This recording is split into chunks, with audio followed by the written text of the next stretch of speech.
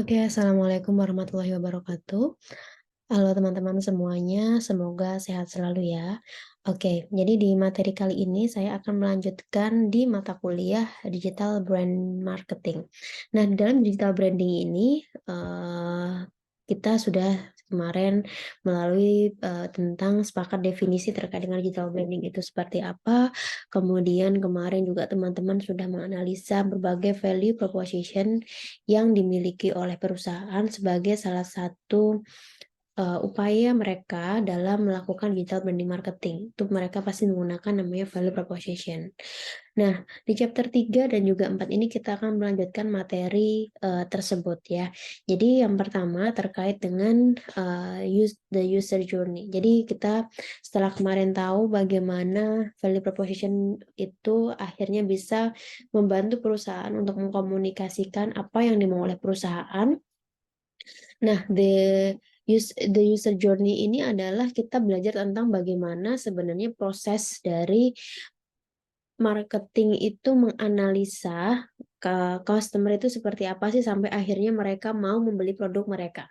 Karena kita tahu bahwa sebelum brand atau merek itu dipilih oleh seseorang, oleh customer, itu pasti tidak hanya langsung tiba-tiba milih brand itu gitu, tapi pasti ada berbagai macam pertimbangan.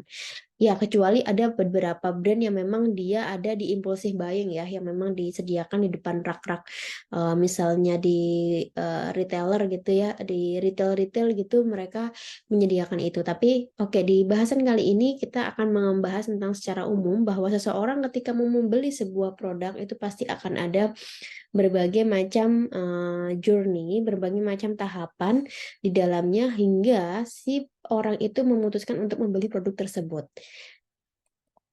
Nah, sebenarnya di sini ada namanya multi-channel marketing atau yang menjadi bahasan kita dalam digital marketing bahwa bagaimana kita menyampaikan sebuah pesan itu pasti menggunakan namanya multi-channel marketing.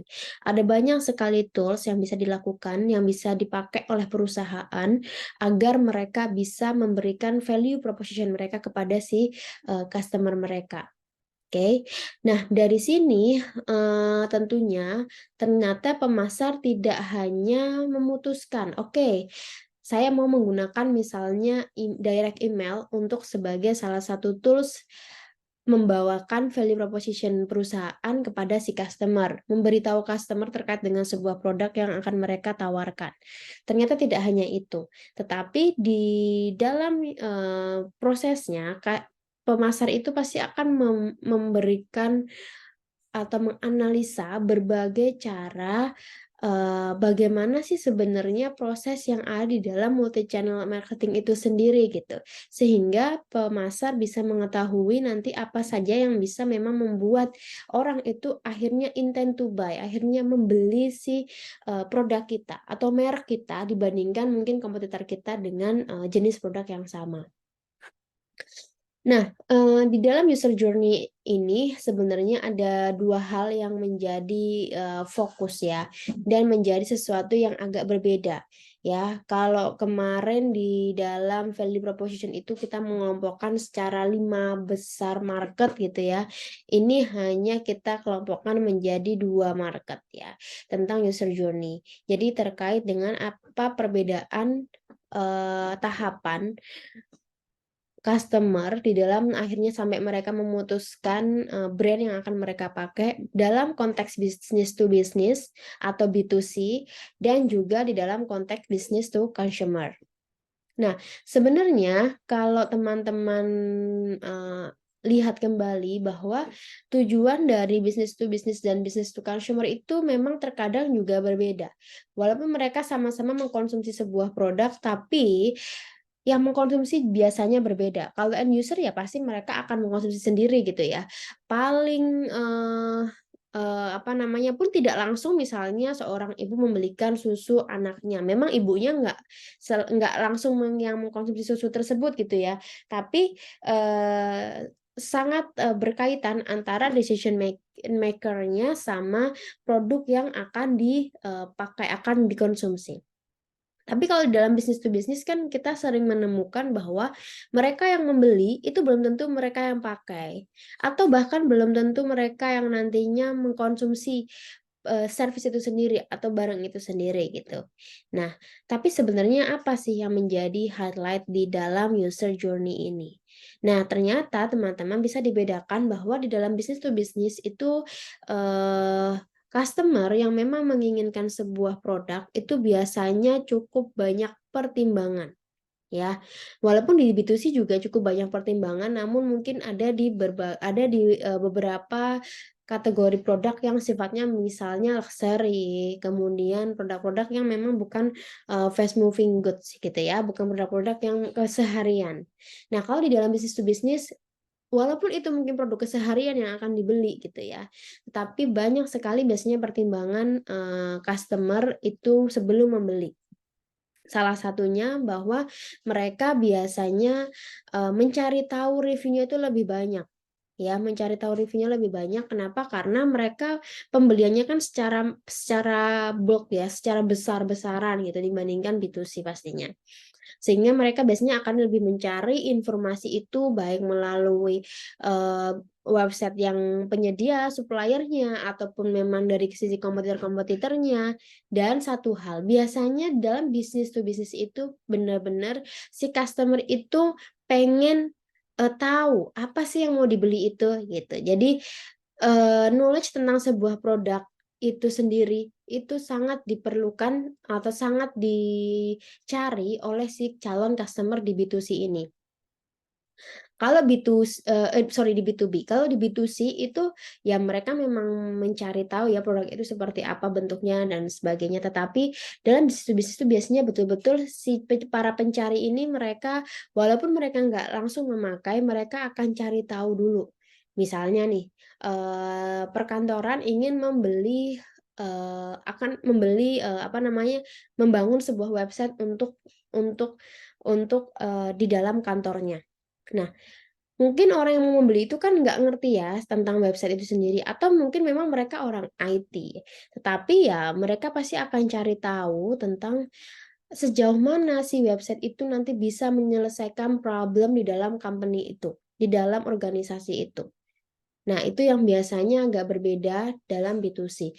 Jadi, akhirnya nanti berdampak pada sebagai pemasar, itu harus lebih bisa menyediakan berbagai macam knowledge terkait dengan apa fungsinya dari si produk, kemudian apa yang bisa ditawarkan oleh produk sehingga berbagai macam masalah di organisasi itu atau di instansi itu bisa terselesaikan. Misalnya tadi di dalam website company gitu ya, mereka mau beli website. Website itu untuk bisa apa aja? Apa aja bisa kemungkinan bisa terselesaikan masalahnya dengan menggunakan website itu. Jadi challenge-nya sebenarnya di sini karena juga pembeliannya secara besar pastinya dalam B2B itu penyedia barang itu harus lebih bisa meyakinkan terkait dengan apa yang mereka provide gitu. Jadi bahkan dari sampai apa fungsinya, mitigasi resiko apa yang bisa dilakukan oleh produk tersebut. Misalnya nih, website itu ketika nge-lag, nge-hang, terus itu kan sangat akan bisa merugikan si customer ya. Itu apa yang mungkin bisa dilakukan oleh provider, itu bisa disampaikan di dalam konten digital brandingnya itu sendiri gitu. Nah, berbeda dengan business to consumer. eh Memang mereka juga pasti akan cari tahu ya produk itu seperti apa, tetapi tidak akan sekompleks dalam B2B tadi. Kalau B2B itu biasanya dari produknya itu seperti apa yang bisa diselesaikan dari masalah perusahaan melalui produk tersebut, mitigasi resiko apabila terjadi error function di situ, gitu ya, apa yang bisa dibantu oleh perusahaan penyedia penyedia produk itu terhadap si consumer itu sangat diharapkan bisa tersampaikan, sehingga nanti si consumer itu bisa memilih si produk tersebut secara B2B. Tapi kalau dalam B2C itu memang lebih ringan dalam arti eh, penyedia jasa itu tidak sampai biasanya ke mitigasi resiko ya, karena ya udah itu dipakai terus udah biasanya kan. Tapi kalau di dalam B2B karena biasanya juga bentuknya kontrak, terus kemudian bisa jadi sepanjang rekanan itu kan bisa kan berulang terus gitu ya. Jadi akan lebih panjang carrying-nya, lebih panjang apa yang akan harus disampaikan gitu. Nah, itu secara garis besar terkait dengan user journey, perbedaan antara B2B dan juga B2C. Nah, ini adalah pengertian dari content marketing. Mungkin teman-teman juga sudah memahami di mata kuliah yang lain ya. Dalam content marketing adalah providing useful and engaging content that is related to the user's journey.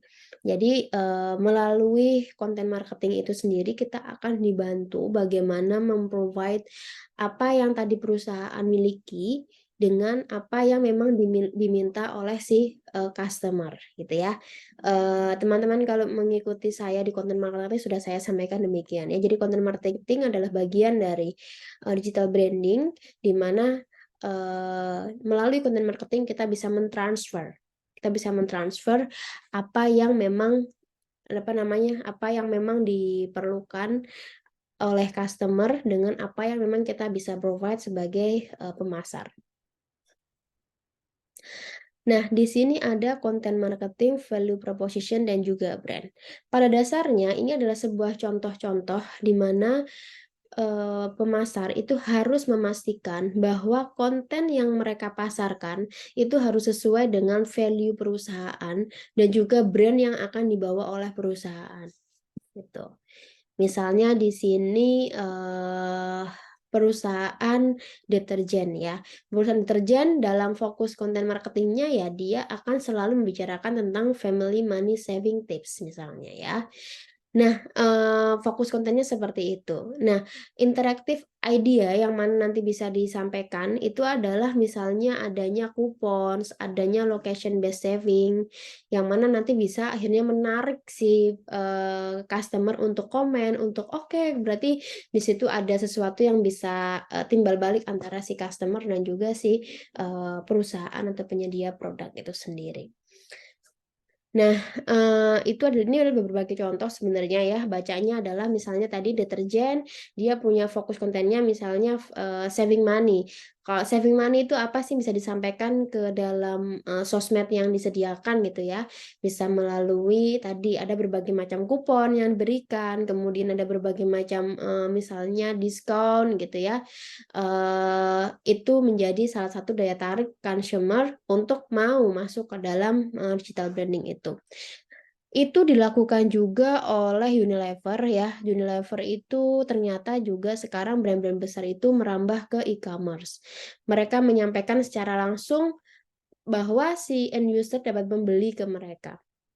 Dan beberapa kali saya beli secara online itu cukup menarik karena kenapa? Ya, namanya ibu-ibu itu sangat relate sekali dengan saving money, apalagi dengan operational money di keluarga itu. Jadi ketika mereka menawarkan bundling, mereka menawarkan berbagai macam ekstra produk gitu ya. Ketika kita membeli barang ini kita dapat ini gitu. Nah, itu bisa menjadi salah satu daya tarik sehingga di situ menarik ibu-ibu salah satunya saya untuk akhirnya nanti ada intent to buy. Nah, selanjutnya ada stages of the user journey. Jadi setelah tadi kita mengetahui bahwa ternyata di dalam proses digital branding itu kita harus linear loh antara konten marketing kita, value proposition yang kemarin kita buat, sama branding yang memang mau dibawakan oleh si perusahaan. Nah, di sini itu adalah tahapan lebih detail terkait dengan bagaimana si consumer itu bisa sampai akhirnya loyal kepada perusahaan dan nantinya akan mempengaruhi apa saja konten yang bisa dimasuki dalam tahapan consumer itu sendiri. Nah, sebenarnya di dalam user journey itu banyak sekali modelnya ya. Tapi di buku itu dibawakan ada dua model. Yang pertama sales funnel ini, yang kedua si things do care tools. Jadi ada 2 tools. Nah, intinya sama bahwa di dalam user journey ini dia akan berangkat dari browsing. Fake notion itu maksudnya adalah orang-orang itu akan mencari tahu dulu tuh di sosial media, akan terpapar dulu gitu ya, berbagai macam info terkait dengan apa yang mereka perlukan gitu. Makanya ketika misalnya teman-teman yang perempuan nih sekali cari tas gitu ya, nanti pasti akan banyak sekali tiba-tiba di Instagram kita masuk di situ berbagai macam produk tas, sepatu gitu yang bisa kita lihat di dalam Instagram story itu yang sponsor itu ya. Nah, di mana di sini adalah memang membangun fake nation itu terkait dengan berbagai macam nulis yang mungkin bisa mempengaruhi si customer. Nah, kemudian setelah itu ada active interest. Active interest itu adalah proses di mana si consumer itu sudah mulai nih notice sama 1-2 brand tertentu. Oke, gue kayaknya mau notice sama brand apa namanya ini gitu ya. Nah, di situ biasanya dia lebih spesifik mencari di dalam website ataupun sosial media brand tersebut. Nah, selanjutnya masuk ke point of purchase di mana pembelian terjadi dan bisa jadi gone, nggak ada kembali, atau bisa jadi dia masuk ke loyalty. Ya, dia benar-benar masuk ke loyalty ya hasil mereka besok beli lagi gitu. Itu adalah user journey. Nah, yang kedua adalah di see things do care framework. Nah, di sini sebenarnya ya hampir sama dengan tadi, cuman dibentuknya si itu bagaimana di situ memang orang-orang akan terpapar gitu ya, sama kayak tadi waktu browsing gitu. Think ketika sudah ada intent to some product. Jadi sudah ada kecenderungan ke produk kita. Nah, do mereka membeli produk kita dan care itu mereka akan mencoba untuk ada lagi di produk kita. Mereka akan beli lagi dengan produk kita. Jadi akan membeli lagi atau ya more transactions. Nah, di sini ada content mapping. Nah, content mapping ini sebenarnya di sini ada 2 contoh dari target internet sama Tesco. Target internet itu teman-teman juga bisa baca lagi di dalam buku bahwa dia salah satu perusahaan yang fokus menjual apa namanya training di dalam bisnis gitu ya kalau nggak salah. Jadi dia ngasih training bisnis gitu biar biar penjualan brand tertentu itu bisa meningkat. Kalau Tesco itu kalau nggak salah dia brand yang fokus ke groceries online gitu. Nah, di sini teman-teman bisa melihat dalam content mappingnya di sini menggunakan si Things Do Care ataupun menggunakan si funnel tadi, browse, active interest, point of purchase, dan loyalty. Apa yang mereka lakukan misalnya pada si atau browse ini, di mana perusahaan di target internet ini dia mencoba memberikan berbagai tips for social success. Gitu ya. Nah, itu fungsinya apa? Jadi secara umum dia nggak membicarain tentang brand target internet itu sendiri seperti apa. Jadi lebih kepada secara umum key success terkait dengan penggunaan Instagram, Facebook dan lain sebagainya. Di mana harapannya nanti bisa reach berbagai macam orang-orang yang tertarik di bidang bisnis digital itu sendiri. Kemudian yang kedua ada think atau active interest. Ya, di situ perusahaan itu mencoba untuk memberikan complete guide to bridging to digital marketing skills gap. Jadi mencoba sudah mulai untuk memberikan 1-2 bocoran terkait dengan apa yang mereka kasih ke para calon customer mereka. Ke customer mereka terkait dengan bisnis consulting ini. Mereka memberikan bridging the digital meeting skills gap. Nah, ini juga terjadi ketika saya mencari parenting class ya. Parenting class itu pasti saya akan cari dulu parenting class secara umum gitu ya. Sampai akhirnya saya berpikir ke satu produk, itu saya nemu namanya Good Enough Parent. Itu di situ mereka mencoba untuk memberikan video-video yang sifatnya sebentar-sebentar yang membahas tentang anak itu kalau tantrum harusnya digimanain sih? Anak tantrum itu maksudnya anak kalau pas marah-marah tuh harusnya seperti apa sih? Tapi tentunya nggak secara selesai. Nah, itu akan membuat kita aktif untuk di brand tersebut. Oh, ini kayaknya menarik deh. Atau memang mereka memberikan berbagai macam materi gratis gitu ya, tentunya dengan batasan tertentu untuk akhirnya ibu-ibu itu akan notice ke sana bahwa oke, pakai pakai ini kayaknya cocok banget nih sama proses parenting yang saya lakukan misalnya gitu. Nah, tentunya terkait dengan online digital marketing courses itu yang terjadi ya pada pembelian transaksi dan lain sebagainya di situ. Care itu sebenarnya yang dilakukan oleh si Good Enough Parent itu ya itu tadi dia banyak memberikan berbagai macam tips ya yang nantinya membuat saya selalu akhirnya membuka website atau brand tersebut di dalam sosial media gitu.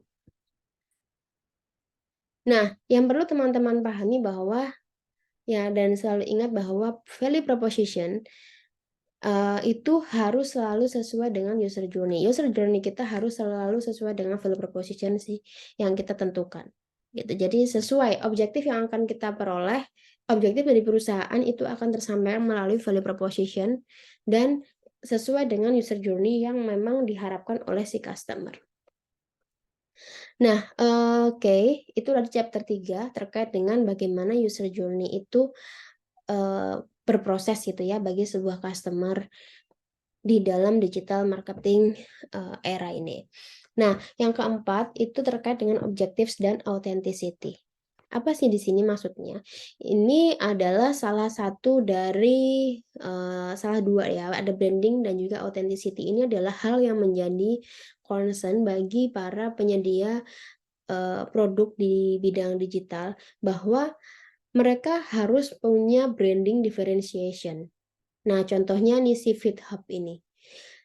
Si FitHub ini adalah salah satu yang baru. Saya nggak tahu mungkin teman-teman di sini ada yang sudah menjadi membernya ya.